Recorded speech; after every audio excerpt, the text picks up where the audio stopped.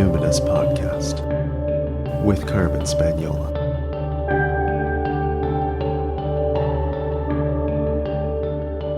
Hi there, and welcome to the Numinous Podcast, where we have interesting conversation with everyday folks about the mystery of life. This podcast is a complement to the Numinous School, my online intuition development program for people who want their self-awareness to serve a greater good. I'm your host, Carmen Spaniola, and today on the podcast, I'm speaking with Rachael Maddox. Rachael is a trauma resolution educator, coach, and guide. I'm aware of her work because Rachael's written some very compelling articles on the relationships between trauma, love, sex, and triggers, and I wanted to find out more about her approach. Now, since we're talking about trauma, bear in mind that you may feel triggered yourself as you listen, and this could show up as shallow breath or forgetting to breathe, maybe starting to feel a bit tense in your muscles or irritable in your mood, maybe feeling vulnerable or flooded with some memories. So make sure that you press pause, take breaks, listen in doses, feel your feet or your sit bones or whatever feels like ground to you. I hope you'll find this a helpful episode as Rachael takes us through a model of trauma resolution that she calls the Map of Reclamation. So Rachael, I always like to start with Desiree Adaway's question. What identities do you lead with? I lead with the identities, basic, lead with the identity of a white woman, queer. In some ways, I feel like a lot of my identities that I lead with are a little bit more closeted than are out. So I identify with a lot of polyamorous ethos. I run my life in a kind of poly way, even though I'm not like super poly, A lot of my teachings are rooted in things I've learned from polyamorous communities in terms of relationship stuff. Similarly, I'm not super like on the hetero spectrum. I'm more hetero, and I'm very weary of saying that like I'm bi or that I'm anything else because I'm very sensitive to lesbians, basically. But all of my best friends are lesbians. So I'm in queer communities, I'm in poly communities, but I'm like on the light. Other identity that feels really important is my Judaism, and it's something that I've actually really anchored into a lot more, specifically for the ritual of Shabbat, which is like a Friday night ceremony of turning everything off and tuning into community and friendship and celebration and rest. So that's beautiful. Thank you for sharing. That's very tender and very touching. Now, I know or came to know of your work, and so that's one of the identities that seemed most prominent in my sort of social media feed, but also in terms of people that I admire were citing you and pointing towards you and your work in trauma resolution and specifically around sexual trauma. And I'm wondering if you could share a little bit about how you came to work in that kind of field. Yeah. Well, personal history, of course. I experienced a bit of sexual trauma at a younger age. And actually, before I go into that, I just want to pause and say, you might say this in your intro or whatever, but if people are listening, just know that I'm not going to share any details that are triggering. And if I were to, I would always kind of give a little warning around that. And additionally, even though I won't be sharing explicit stories that, would shock, sometimes some of the things we might get into will be tender. And I know from personal experience, just hearing the way certain things work, physiologies, systems, etc., can be triggering. So just to be gentle as you listen and be gentle with yourself. Press pause if you want to. Leave, abandon the interview if you'd like to. No hard feelings. So I have to always kind of disclaimer that. Thank you. Sure. But personal experience is how I got into this work. Had a history of sexual violence from a fairly young age.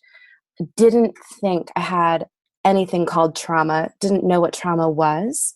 And really didn't have a context for the way trauma works, how it heals, how it resolves, how it can like plague somebody's life. So It wasn't until I ended up having something that was leading toward vaginal melanoma right on my clitoral hood, had to have that removed. And a number of things were kind of spiraling for me, and I really kind of crashed and burned. And at that point, I was having tons of flashbacks, like stuff was starting to finally emerge, and I was like, oh, there's that big scary box that was in the back shelf of my closet that I've been avoiding for a very, very long time, but it's like come for me with a vengeance, and I have to deal with it, which unfortunately is the way a lot of people end up doing their trauma work. But yeah, so through that process, I found a trauma resolution healer, practitioner, worked with her for a while. She ended up having a training program that I went through. And in that process of receiving my own trauma resolution work and going through that training, it was so obvious to me as somebody who was in the coaching industry that there's so much trauma that's not diagnosed or that's not being addressed or dealt with as trauma. And that a lot of what we're trying to do in the healing world is muscle our way through our minds into something that is stuck in the body. Yeah. Can you say a little more about that? Because I think when people hear, oh, so I started to work on my trauma. Even the language that we have is so limited because it's like, oh, this is something mechanistic, or there's a separation here. I'm just figuring something out in my head, as though having insight somehow moves us through. Whereas trauma resolution really, it needs the body involved. So can you explain for folks who aren't really clear on what does trauma resolution actually mean, say, as opposed to therapy or coaching? And what are some of the main differences? So my definition of trauma is it's an embodied violation hangover. So meaning that something from the past has gotten lodged in your body or has torqued the alignment of your physiology, and you're still living with that torqued alignment long after that violation has passed. So it's an embodied violation hangover, and it's that hangover. It stays, but it can stay for weeks, months, years, decades, lifetimes, unfortunately. And so trauma resolution, the way I like to think of it is it's not necessarily devoid of psychological context or frameworks, but it's layered. And so in the work that I do, I work with many layers of the person. And the innermost layer I like to think of is your physiology, your nervous system. And what happens with trauma is your nervous system can kind of get hijacked into a fight response that's incomplete, a flight response that's incomplete, patterns of hyper-socialization that are incomplete, freeze responses that are incomplete. And something small can happen that resembles something from your past. A trigger or a traumatic experience from your past can happen that resembles that. And you get triggered into an emergency response, even though it's not actually the same size of the emergency that happened when you were younger. And so you go through your life and you're kind of responding to things in a way that is different than what might be called for if you had a little bit more regulation, or if that, for example, stuck fight response had been completed. Right. So the trigger to response ratio is a little bit out of scale, let's say, sometimes a little bit, sometimes a lot. What are some of the other ways that people might recognize that they're being hijacked by an incomplete survival response? Well, I think the thing, Otherwise known, I guess, as a trauma response. Sorry, I trauma didn't mean to response, make that exactly. more complicated Yeah, than it really is. Sorry, go ahead. totally. Well, I think one thing that's important to note is that when we have unresolved trauma, it can express itself in two ways, essentially, as a hyper expression of an incomplete response or as a hypo expression. And it can go back and forth. So the easiest way to kind of talk about this is with sex, because it's a really kind of obvious example. So sometimes people who have sexual trauma, they can develop hypersexuality, meaning they're willing to kind of go out, have sex, from the waist down with whomever, in maybe a kind of disconnected way, or maybe in a way that they feel like, this is super empowering for me, I can have sex, who cares about those things that happened to me in the past? But ultimately, it doesn't feel holistically healthy for their whole system. Or the opposite might be true. They might have a hypo response to sexuality, a hyposexuality, where because they'd experienced violations so much in the past, they have hyper boundaries. Nobody's getting in, nothing's getting in, no one's touching this. Or there can even be things like disease that develop, like which is what happened with me. Or people can go back and forth between hypersexuality and hyposexuality. So that was also my history. I'm out, I'm having like my total scandalous sexcapades with whomever, like 7-hour nights with someone I just met, to like, I have to be celibate. What is wrong with me? I can't get this. I can't trust myself.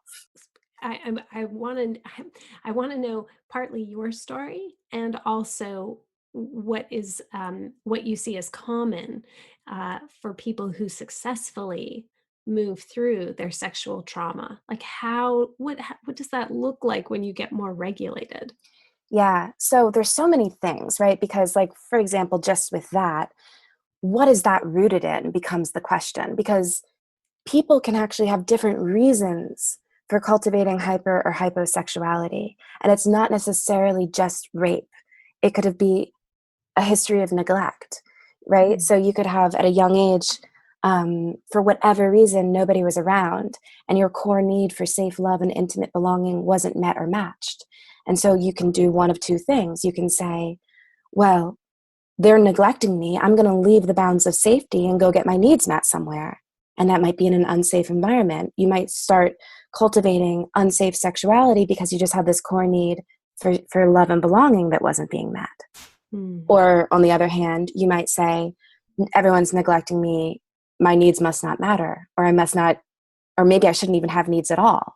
So you turn the volume all the way down on your needs. And you forget that you even have a sexuality because you don't have any needs. Mm-hmm. So if like that were the core, if neglect were part of the core, then the process becomes starting to acknowledge, I have needs and my needs matter. What are my needs? Right? Which is very different than if exploitation was the root of your sexual trauma, meaning that somebody took something from you without your consent, without your viable consent, like you weren't old enough to consent, or you didn't consent and it was taken anyway. It can also be emotional exploitation. So somebody could, like, for example, with me, I was extremely aware and in tune, and I was exploited for that in my family. I was made the family therapist when I was just like very, very young, right? So my giftedness was exploited. So if exploitation is the root of the problem, it's a very different healing process. It's a healing process of boundary repairs, of being able to say no and still belong, of being able to know what your limits are and honoring your own limits, never violating your own limits, and still finding people that you can belong within while having healthy limits. So depending on the flavor of violation that you experienced really actually affects the way that the transformation happens. Mm-hmm. And what you're describing sounds like then having a relationship with either a trauma therapist or a trauma-informed therapeutic practitioner to help you track. It's a pretty sensitive and could be I don't want to say slow in terms of a long process, but within a session, it's probably like pretty slow, gentle, like everybody feel your feet, everybody stay in the body, even as we're talking about these things, right? Now, you've talked about a model that you use when you're working called the Map of Reclamation. And I was wondering if you could sort of map that out for us, because there are probably listeners right now who are like, clenching up, around the throat or the chest, right, or like inner thighs, just going, some of this is sounding familiar. Yeah. And so maybe just a bit of psychobiological education right now could be kind of regulating. Would you mind sharing that part of your work? Yeah, totally. Well, for the biological piece, first of all, if you are clenching up, maybe just taking a moment to allow your back to touch whatever it's touching. And if you want to, you could take a nice deep breath or tune into something that feels stable around you. Maybe your feet on the ground. Do you have feet on the ground right now? Sometimes one of the things I like to do is just press my palms into my legs and attune to gravity. And that can just be nice with this information. So that, first of all. Second of all, yeah, the Map of Reclamation. So as I've been working with lots of people, I've noticed that there are about 1, 2, 3, 4, 5, 6, 7 core ways that we experience violation. And for each of those things, there's something regulated that we're reclaiming. And so, for example, with neglect, the reclamation is worthiness. I am worth my need. I have needs and I'm worthy of having those needs met and matched. So each experience of violation, which I'll briefly go into, has a regulated response, and it also has a hyper and hypo response. I won't go into the hyper and hypos because it's a lot of information. It would overwhelm anyone listening, for sure. And plus, they can follow you. You can find me. Yeah, exactly. Yeah, we'll have that in the show notes. But this is just giving people the kind of overview of like, here's what's happened, and here's when you say a regulated response. Maybe that's a term that people working in trauma know quite a lot. But if this is the first time hyping it, maybe you could just explain what that means. Right. So, for example, with the neglect thing, the hyper response. So there's hyper, hypo, and regulated responses. So the hyper and hypo means that the amount of violation you experienced at whatever age was beyond your capacity to cope. And because of that, you went into some kind of emergency response. And that emergency response might have been hypersocialization, where you're trying to make everyone else feel good around you so that you get taken care of. So with neglect, if you're being neglected, you might hypersocialize around the neglect and just start telling yourself the story like, well, they're taking care of what they need to do. And maybe if I just make myself invisible, everybody will be happy, and et cetera, et cetera, et cetera. It's kind of explaining the circumstances so that you feel safer by kind of putting other people's needs first. Hyper socializing. There's also fight or flight. So the energies of fight or flight feel both fast and hot and inward and upward.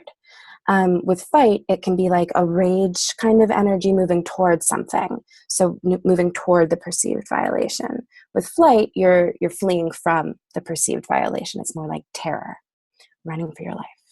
And then there's freeze, and there's different levels of freeze. There's, the level of camouflage. There's the level of like, just like a deer in the headlights. And then there's the deep freeze of possum, of playing dead, of really, really leaving. All of these responses are completely embodied, non-conscious, unconscious responses that happen in split seconds faster than your mind can decide whether they're going to do it or not. It's your body's neuroception, which is your perception of threat, that sizes up whatever's happening around you and decides very, very quickly what to do. And it makes the decision based on what's going to help you survive the best. So these are survival instincts. So they're brilliant, they're wonderful. And when we get stuck in survival instincts, it kind of is a bummer on for our more developed, logical, rational, interpersonal selves. So that's the first context. And that's why we go into hyper or hypo responses to a threat. It's just your embodied response. But the regulated response would be like, okay, I'm being ignored here for neglect, for example. I'm being ignored, but it doesn't trigger me enough for me to go into hyper or hypo. Instead, I can still say to myself, I don't deserve to be ignored. I deserve attention. I'm worth attention. I need attention. There's nothing wrong with my need for attention. I'm going to ask for it. Oh, they're not giving it to me. You know what? I'm going to go find somebody else who can do it because I'm worth it. So it's like a very regulated, like, it's rooted in the core belief that I'm worth what I need. I need things and I'm worth those things happening. The problem is if we experience neglect at a young age, it's really hard to anchor into a belief that didn't get anchored into us at a young age. So then the trauma resolution becomes, how do I learn something I wasn't ever really raised with in my body? And that's where there has to be a lot of repatterning and developing relationships, not just with therapists, but with other people who can love you in a way that leaves you changed. It's really priceless and really what it's all about. And we are limited as individuals. Like we can only do so much reading and talking and that sort of thing because we need other people to help our brains develop that awareness of like, oh, there can be delight in my mere existence. I'm worthy, right? And so yeah, that makes so much sense. Thank you for that beautiful explication of regulation. So back to your map. The Right. first one was neglect and worthiness, was it? Yeah. Okay. And then the second piece is exploitation and sovereignty. Sovereignty being, thinking of yourself as a sovereign nation. I've got borders. I can decide who gets to come in and who doesn't based on what feels safe and doable for me, based on what my system can actually hold, right? In some ways, borders are stupid, right? But in other ways, it's about sustainability. What's sustainable for the ecosystem of this entity to let in, and what's not. And so sovereignty is really about respecting your need for sustainability and health. And so the hyper expression is hyper boundaries. Nobody gets to come in because everybody's always violating me. And the hypo expression is I have no walls because I'm so used to everyone kind of taking from me that, that's just going to keep happening. But healthy boundaries let good things in and keep bad things out. And that's rooted in sustainable sovereignty. And that's the reclamation there. Nice. Yeah. And so with each of these, you can even contemplate the reclamation. You can start with contemplating the reclamation as opposed to like, oh my God, all the times and places I've been exploited, all the times and places I've been neglected. What does it mean to sit with worthiness as a word? What does it mean to sit with sustainable sovereignty as an ethos? So it sounds like part of the healing process, it doesn't necessarily have to be that you go into the trauma itself, but some of the work is developing tolerance for proximity and relationship with these really positive things like sovereignty and worthiness. And I think, most of us, many of us, I should say, aren't aware that we have a receiving problem, or we have difficulty being in the presence of care and somebody delighting in us or wanting to attune to us or nurture us. So just even sitting with the word worthiness could bring up a whole bunch of stuff, or sovereignty, that we were just like, oh, how stupid, or how all these like resistance responses to that. But that's also a way to be working through trauma. Have I got you? Yeah, exactly. Definitely. And, this is an interesting piece, and we'll just kind of keep weaving back to the map. But one of the things my teacher Bridget used to say was that emergency is fast and contagious. So how are we cultivating a momentum of health? And I think, positivity gets a bad rep. And I talk about this in my groups and with my clients because I start all of my classes, all of my sessions with people with doing two things. One, stating our invocation of why we're here. But two, just asking what's new and good. And it's not to lightwash things, but it's actually to help us anchor into the momentum of health. So similarly, when I teach the Map of Reclamation, I teach, what are we reclaiming? And I have people sit in the frequency of the reclamation first, because if we can sit in the light, then we can tiptoe into the dark. The dark is overwhelming. Trauma, the momentum is fast and contagious. And so a lot of people come to me in their momentum of emergency. And so to slow that momentum down, to have people contemplate these other things. Nobody likes it. They're like, no, I just want to heal my trauma. And I'm like, actually anchoring into health is a skill for healing trauma. That's actually sometimes way more sustainable and supportive than dissecting all of the emergency.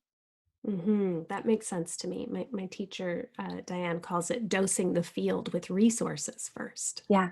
Which I kind of always, it seems like, I don't know, it's like something alchemical is going to happen, but we want to dose the field, like bring your posse, bring your crew of like supportive energies or archetypes or allies that you can invoke into that space, because we are about to go into this vortex. Right. So let's like anchor ourselves so that we can find our way out, right? It seems very wise to me. Yeah. And it's hard to remember, it's like, it takes a certain kind of will, a certain kind of devotion, and a certain kind of like just fortitude to do that. Mm-hmm. Yeah. Mm-hmm. Yeah. So, okay, the third one, shame and repression and whole self-expression. So often if you've been, well, there's a core identity that I see most of the people I work with share. And it's like any combination of the following things: sexual, sensual, sensitive, intuitive, powerful, creative, mystical, etc. So basically, what some people might call the feminine, um, the wild feminine, whatever you want to call it, divine feminine, blah, blah, blah. These words, these phrases, who cares? Point is, these parts of ourselves that have been siphoned off and that have been called bad. So with shame and repression, you know, the deal is that you've been told you're bad or wrong or need to go away or hide for your core identity. Really simple. And so the hyper expression is, these motherfuckers told me that I'm bad. Well, oh yeah, I'm going to show up. I'm going to like spread my legs everywhere I go and like wear my things and be really loud and proud and da da da da da. But maybe to an extent that it isn't actually, again, supportive to the ecosystem of the whole self and relationships with others. But that need to express has become so big because you've been repressed or shamed that it's the hyper expression. Mm-hmm. On the flip side, the hypo is, gosh, well, I've been told I'm bad. It must be true. I've been told I should be afraid of myself. I am. Right? And this is where a lot of that creative stuckness comes in, where I'm actually afraid to express my voice because I've been told for so long that I'm dangerous, that I'm sinful, that I'm a slut, da da da da da. Mm-hmm. So the regulated response is whole self-expression, but it's in relationship. It's in healthy relationship with others. It's with an awareness of how your expression affects people. Whole self-expression. That's just a great phrase. It's such a beautiful turn of phrase. I'm going to use that more. I love that. I'll credit you. It's so beautiful. I mean, you don't have to. It seems generic enough. But yeah. And then there's oppression, right? And with oppression, hypo regulated response. Regulated response, from what I can tell, to oppression is transformative justice. We all heal together. I think this is one of the trickiest because it's the most insidious, it's the most pervasive, it's the most systemic, it's the most like heavy of the things. And I actually, it's the one I feel least comfortable talking about as a white person. I'm like, I don't want to talk about the oppression piece and the regulated response and the hyper and the hypo because it feels like it's not my job to talk about this, that someone else should. What about though helping white people to witness people who are oppressed? I guess that goes to the shame kind of piece, but there's something about being able to increase our tolerance for this kind of discourse that I think is really important. So like, again, everybody feel the chair, feel your feet or whatever you're doing, like take a deep breath, because this must be tricky. I really hear what you're saying about not feeling quite let's just say qualified, sort of in air quotes, but like meaning many things, to talk about the trauma of oppression. I can appreciate what you're saying, but I'm still interested in hearing, do you have a sense of what the hyper, and more regulated response, examples maybe you've seen? Totally. And I've actually interviewed a lot of different people of color and trans people and, to get their perspectives on this. So I had my hunches and then I interviewed people, and this is sort of like the aggregate of what I've been learning about this. And also my own experiences of, I'm still a woman in society, but in reality, my privileges are many. So I've seen that the hyper expression of oppression is sort of like a violent response. So it's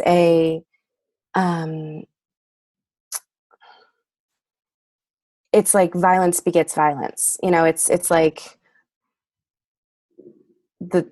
it's like the master's tools will never dismantle the master's house, but taken to the extreme. Like I believe the master's tools will never dismantle the master's house is regulated. It's saying we need new systems, and one of the new systems can be transformative justice, which is everyone heals together. And there can be boundaries around that. There can be regulations around that. There can be ways that's like, well, some people aren't available for healing, so they don't get to heal with us, et cetera. but it's sort of like a burning it all down with no fucks given. Mm-hmm. It's Mm-hmm. it can also be vengeance. It can be like,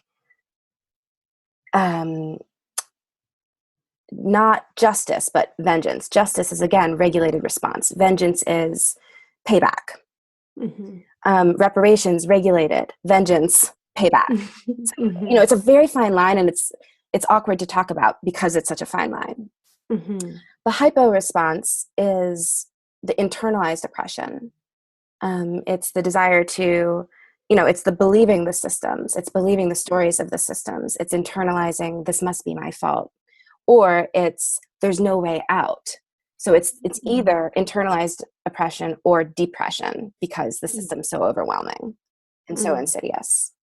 So that's sort of where I've seen it. And then the healthy regulated response, additionally, with both of these things, the hyper and the hypo are very individuated and individual. And part of the regulated response is a collective response to oppression. Right. So the hyper is like, I am so angry that, and anger can have there can be an regulated anger. So it's so sensitive to talk about, but it's that I am so angry that I am going to do this. Or I am so depressed that this is what happens to me. But it's the we is part of the regulated response to oppression. That makes sense to me. Thank you for treading there. Yeah. We have to. When I was making this map, originally it was just the first three things. And then I was like, so many other things are left out. Right. And I can pause too and just say, like, well, what does this all have to do with sexual violence, right? But I think sexual violence is the symptom of these core things, these core ways that we violate each other as humans. And it's the most obvious symptom because it's the place where we actually, if we want to talk about chakras and spirituality, this is the place where we exchange power. So violations are violations of power exchange. And this is the place in our body where we exchange power. So this is where it comes up the most, is in sex. Of course. And that then when we're relating, even in non-sexual ways, like I'll often say when I'm in group with people, even if it's a pretty homogenous looking group, it's like, if there's any armoring around the hearts, we'll often carry it in the muscles of the inner thighs and kind of right down around there. So, because we have all of these ways in which we were violated or even just had incidents, little occurrences, little bump ups, little frictions with other people in unguarded moments that made us go and put us, like, hijacked our bodies, and it actually is held, and it's so, I think, interesting to see when you say to somebody, like, are you holding in the inner thigh as we're talking about this, and people kind of stop and go, oh my gosh, I didn't even realize. But this is what we do, is we have all of these, bumping up against each other and these smaller infractions in our power violations. And we do hold it in the body. And I think that's a beautiful piece to bring in, is that, like, that's why this area, the genital area, that it's an exchange, a point of exchange. And so sexual trauma is very much related to, if somebody said, oh, stop acting so fancy, or something, shamed you in some totally, even in a non-sexual way. But there's these infractions that come up around power, and this is like, it travels through the body and in all of these different pathways. It's so important, I think, to bring that in. So thank you for adding that. Yeah, totally. And it's funny, like, being in this territory, it's like you can see why it can feel like a landmine. I understand why there aren't that many people really saying, this is my work, I'm going to do the trauma stuff, right? Because it's like, first of all, I didn't realize when I got into this work how many layers there are and how many places people experience violation and how many ways. And I'm a very systematized person. I always see structures and programs and systems. So, like, this is very natural for me to work with a bunch of people and then just see exactly the map of what happens and to be as thorough as possible with that. Like, this is the way my brain works. But in some ways, as soon as I started to see it all, I was like, oh shit, like, this is the place I've been working, like, this is the territory I've been in, it's scary. It's scary stuff, because part of how we heal, we get hurt in relationship, and so how we heal has to be in relationship. Mm-hmm. And what's required is for us to experience things we've never experienced before. Mm-hmm. And how do we cultivate that? I think that's why we need to know, what is the reclamation, and what goes into cultivating conditions for that reclamation to be possible. Mm-hmm. Yes, I agree. Yeah. So the next one is violence, and the reclamation is, actually, I had empowered safety, but I think it's safety and nurturance.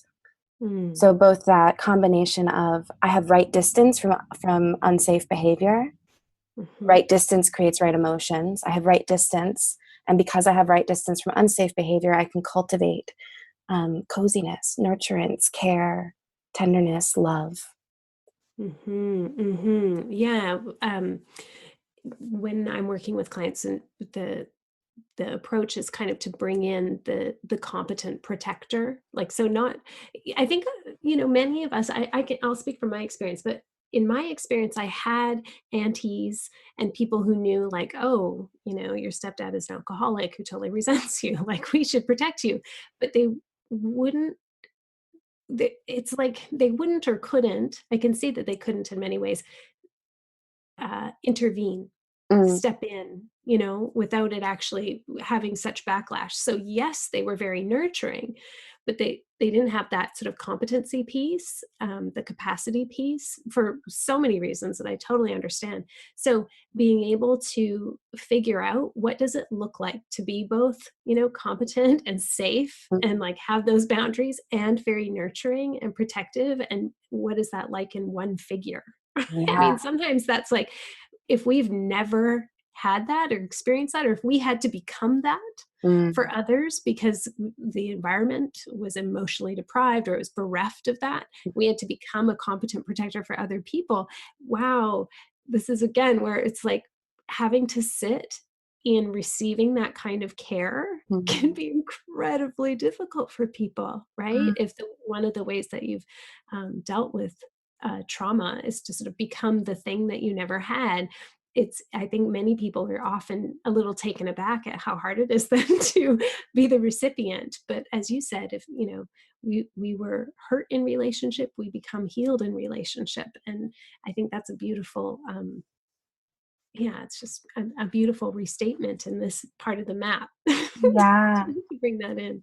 Well, and I think you bring up a good point too around the people who didn't have the capacity, because it's tricky. One of the things that can happen is, because we're so used to and wired for a certain experience, even if someone's trying to give us a different experience, we can sabotage the frick out of it, you know? Yes. And that's hard for everyone. And that can result in you not getting the healing you need, Yeah. you know? And if I'm working with a client who has a really, really strong sabotage, I try to figure out if that's true in them before we work together. But sometimes I'm like, this is actually now going to the point of abusive dynamic, and I can't work with you.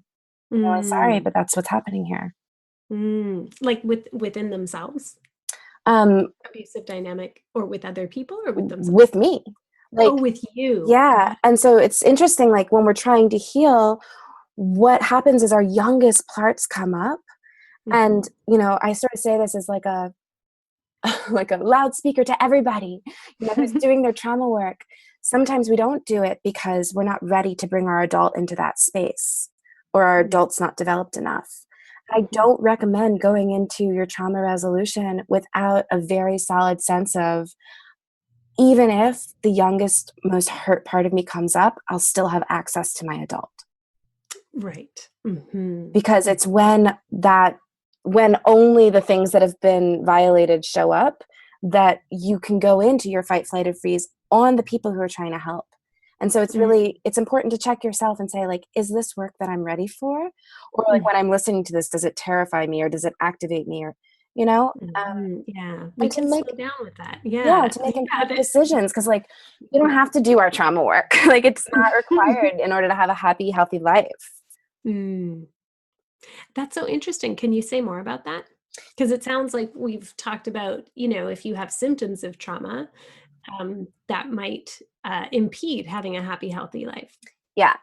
So the flip side, so there's two things with trauma, the way, um, two responses, like on the physiological level to a trigger. So let's say you get triggered. What that looks like and feels like in your body is like usually a quickening, an inward speed and quickening. And if that speed and quickening is too much to cope with, it'll kind of like, whew, like go up out of your head and you sort of move into dissociation.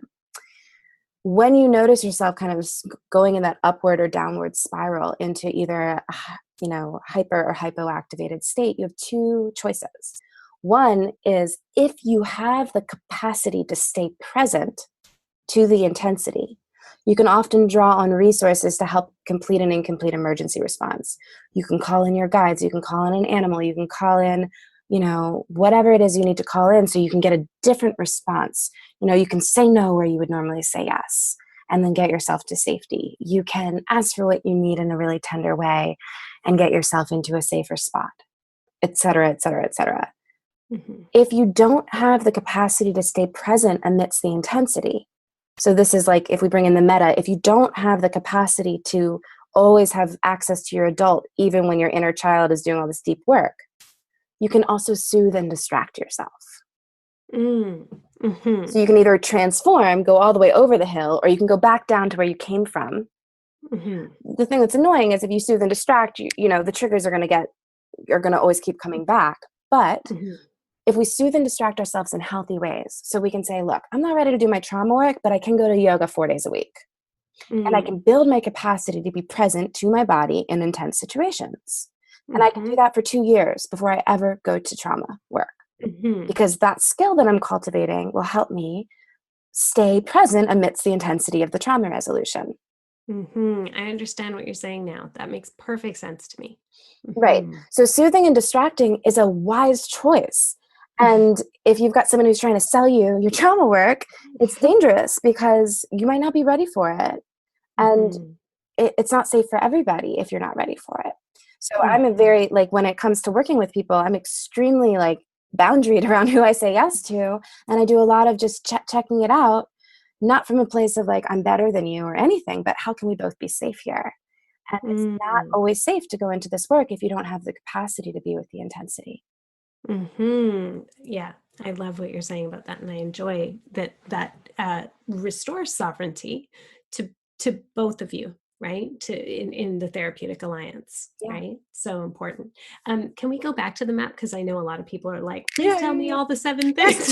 There's two more. Oh, with violence, hyperexpression is violence, more violence, right?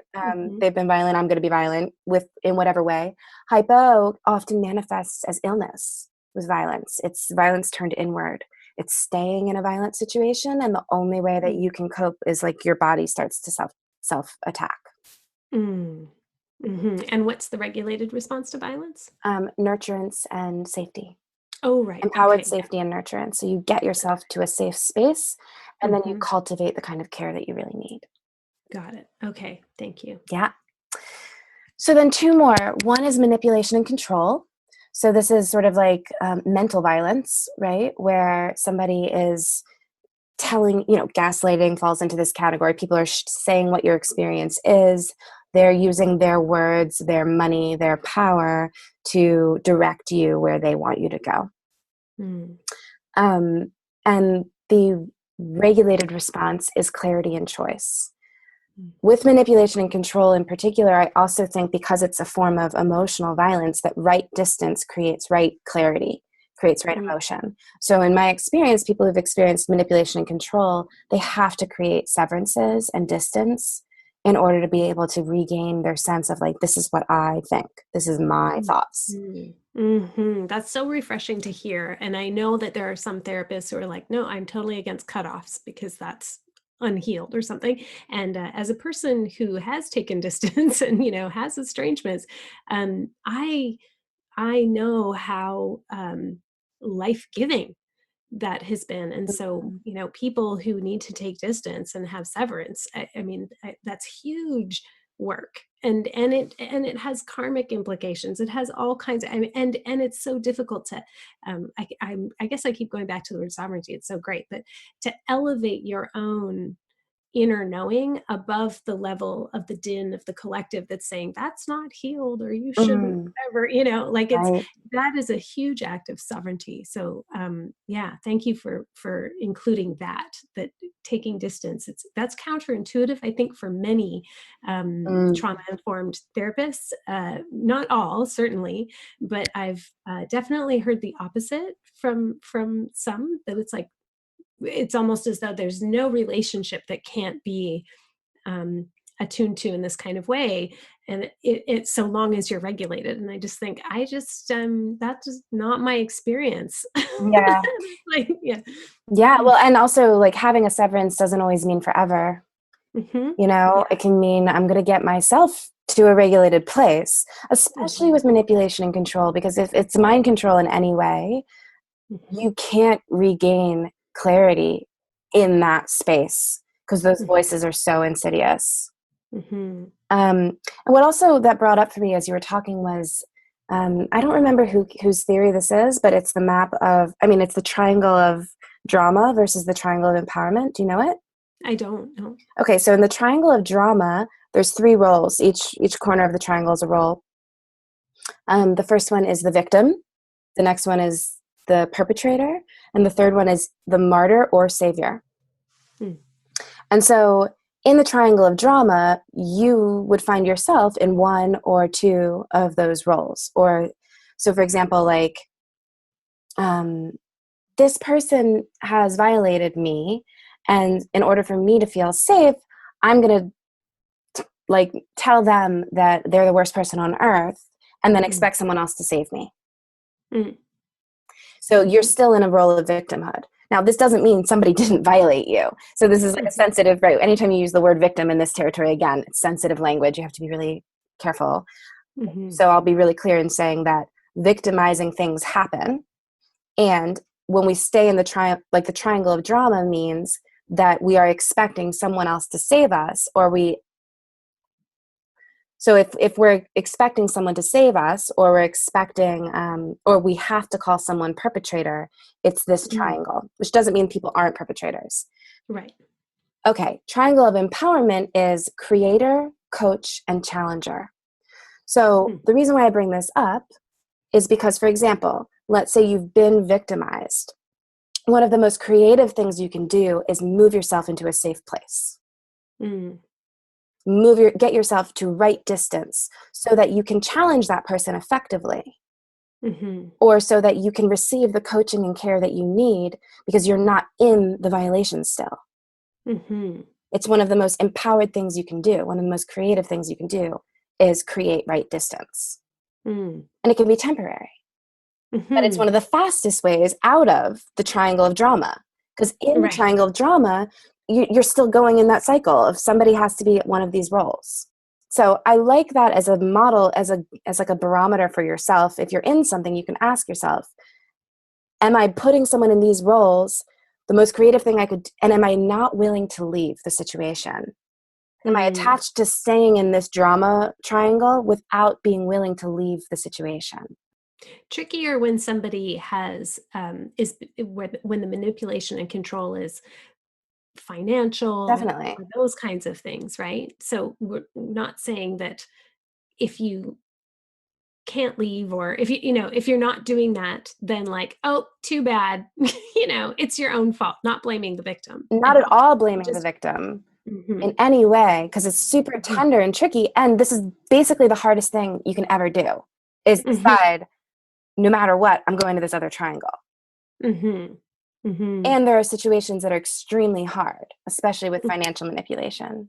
And I would imagine that there are some where, well, I mean, Gloria Steinem and Bell Hooks are in a great conversation on a video somewhere, and Gloria Steinem brings up that in domestic abuse cases, the time when a woman is most likely to die is when right after she tries to leave.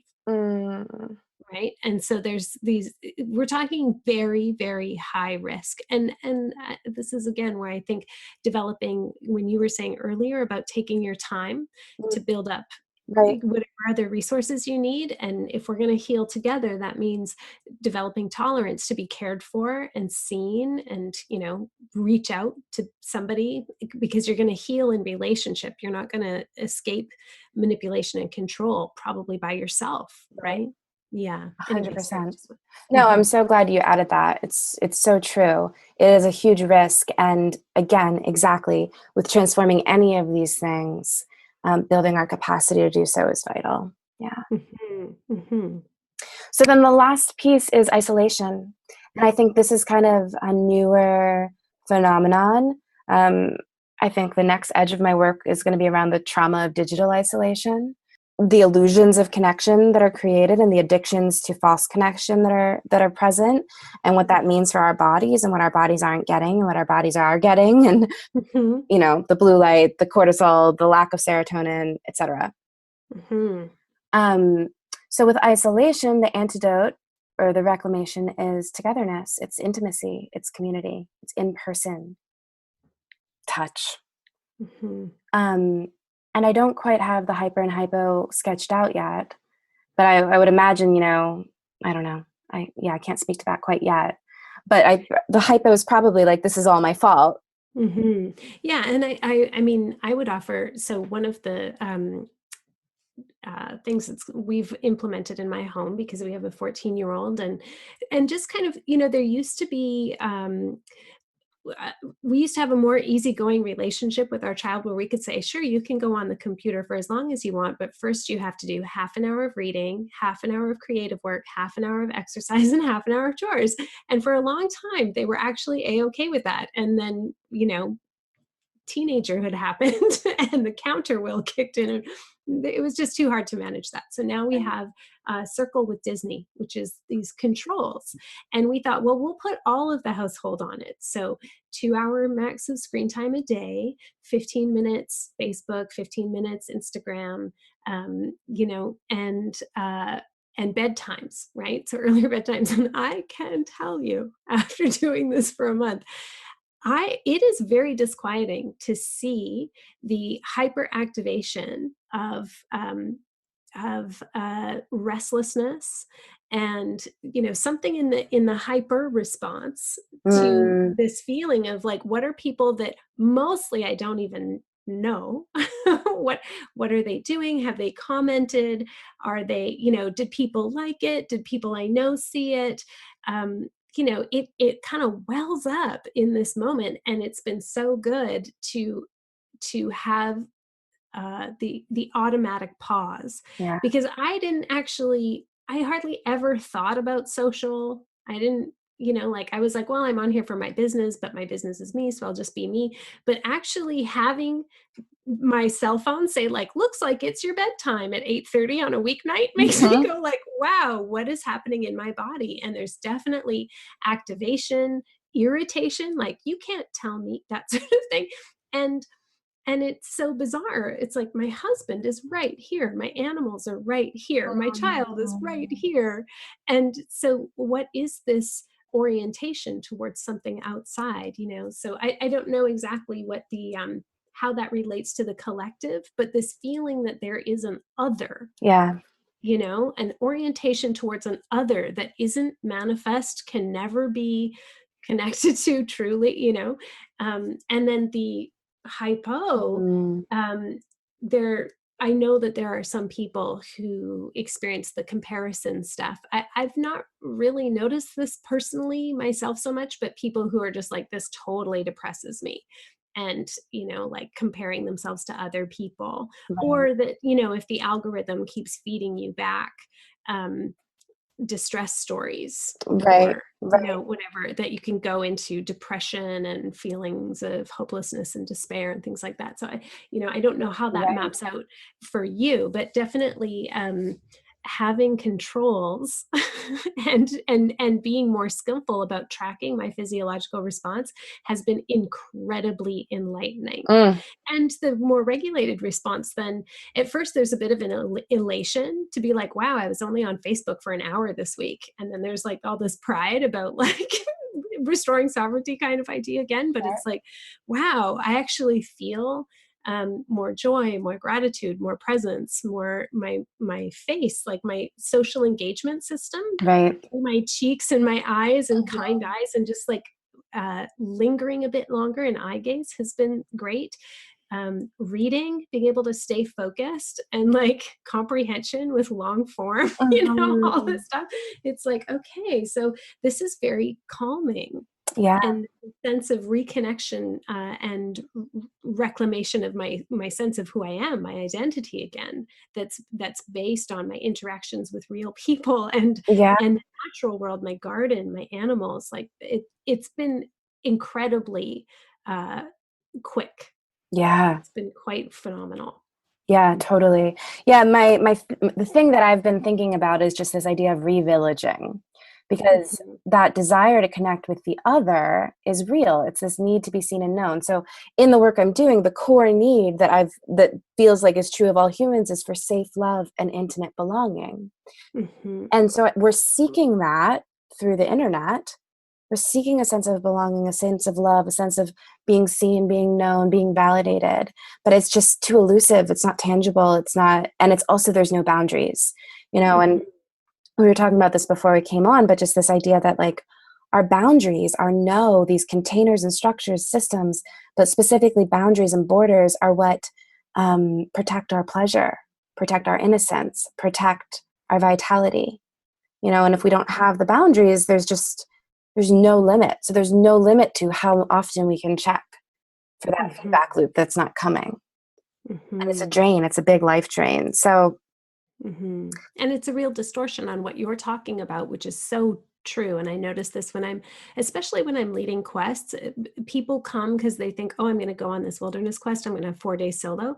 They don't realize how much they gain from learning how to witness and be witnessed. yeah. How to mirror other people, and that they don't realize that actually this is not only a skill that we haven't been taught and we need to remember and relearn, but also how much they needed it. They didn't realize they needed it until they recognized, oh, I have a longing that's feeling satisfied. I just parlayed it into other things. Yeah. But it's so true. Of course we want witness. Of course we want, I post pictures of my son's art or something, and I'm like, yeah, I'm totally going to brag about, like, I want to be witness. Look at this fantastic kid, right? There's nothing wrong with that. But at the same time, it's such a distortion. It can be a distortion of what we're actually looking for. And I remember being interviewed once, and we were talking about communities, quote unquote, online communities. And I was like, I don't actually consider myself a member of like an online community, because community to me is who is going to dig me out of the rubble in an earthquake. That's my community. And so it's weird for me to think about, what does it mean from a regulated place in the digital world because yet there are some people that I have, they've reached out to me online, we've become friends, and I want to see them in real life, and they become good, good relationships. So there's something there. But it can be so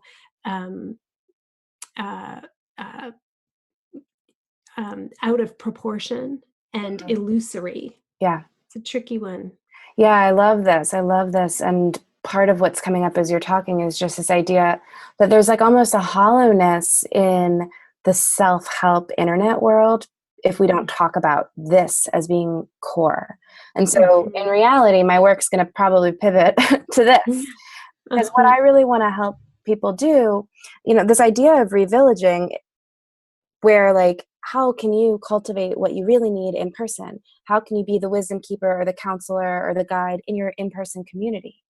And I'm happy to sell that online and bring a bunch of leaders together in person for like a few times a year to help cultivate those skills and give you that experience that you can then take back to your in-person community. But there's a hollowness if we don't talk about this. And if people, and it's like the capitalistic, like, well, I'm just going to keep making my money for me.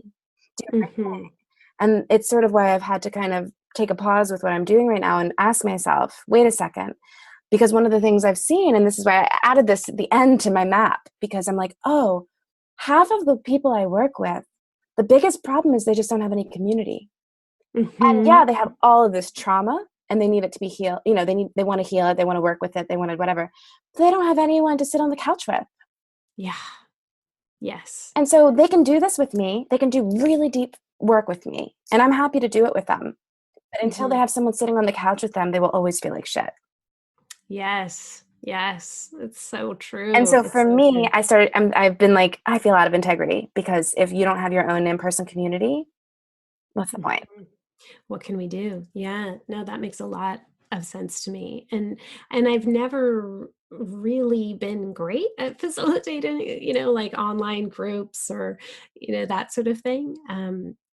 Because it's so true. Something different happens when you're in space with each other, because the healing happens through the body, and it's different when we're a community of practice, Right? not just a bunch of people kind of like weighing in, and Yes. commenting and that sort of thing. We have to labor together, and we have to be Yes. see a person's kind of reddening of the eye after the comment we made, and have us go, oh, I miss, we have to be there to make repairs with people. We have to deal with our inhibitions and our missteps, and like, it's just, yeah.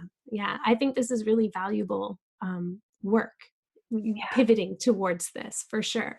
So I really want to thank you for sharing the map of reclamation, because I do think a certain amount of education around trauma does provide some like a helpline, for people who are feeling like, we've all come together through this first wave of the Me Too movement. And it didn't Yeah. matter why clients were coming to me for, all fall. They might have been working on something in their business, or as a parent, or whatever. And guess what we were actually talking about, right? It was sexual trauma, Hmm.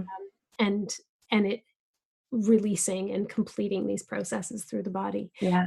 And it is amazing how much more it opens up, but also how much more we recognize we need each other. So this idea of going into the digital isolation seems really, it's a very apt place to end the map, or to bring it around anyway. Yeah. Now, when it comes to um, how you personally still, now that you've done all of this work, right? You have all of these skills as a trauma resolution educator and practitioner.